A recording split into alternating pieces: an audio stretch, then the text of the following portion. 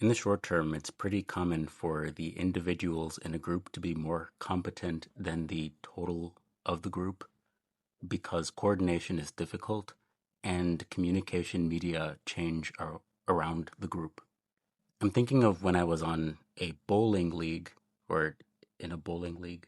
I'm not sure what the preposition is there. But as the weeks went on, just being around other bowlers who were in their own teams gave a sense of fluidness, of fluency, of confidence in that space. And that was pretty helpful for getting into the swing of things. And it's pretty easy to take for granted that we can form groups without seeing other groups in peer settings and model those behaviors. One of the challenges is that every group grows at different rates and has different developmental needs based on the forms of communication and the fluency and the access to rhythms about the world. So there really isn't a one-size-fits-all, and something that we're navigating as a nation in the US is that the different cultural influences inspire different forms of communication, and access to resources isn't universally available.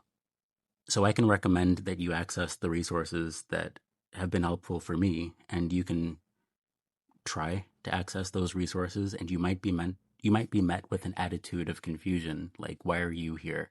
And that can change the course of that conversation, specifically because of the cultural communication barriers.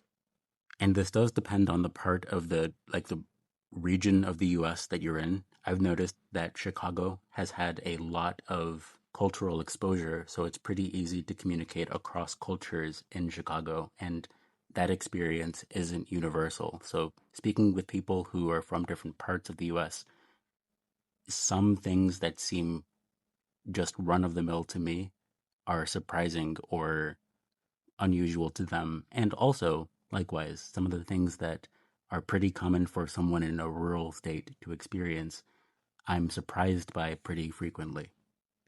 Now we have ChatGPT, and mentioning ChatGPT is going to change the course of some conversations. So, at the very least, it seems like a good idea to practice developing language on our own without needing to use ChatGPT as an intermediate barrier in some conversations, although in other contexts, being able to summarize a body of text and piece out the different elements that are mentioned can be useful.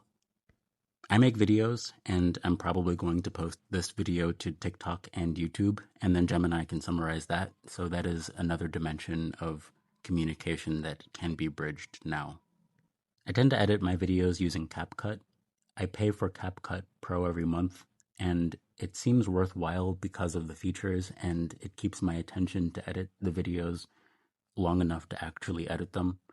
Sometimes I say something that somebody finds valuable, and if I don't have captions, then it's more difficult for them to ask me about that and follow up questions. So it is worthwhile for the sake of clearer communication with the people who have valued that in the past. And I would recommend something similar to that. Congrats for listening this long. Cheers.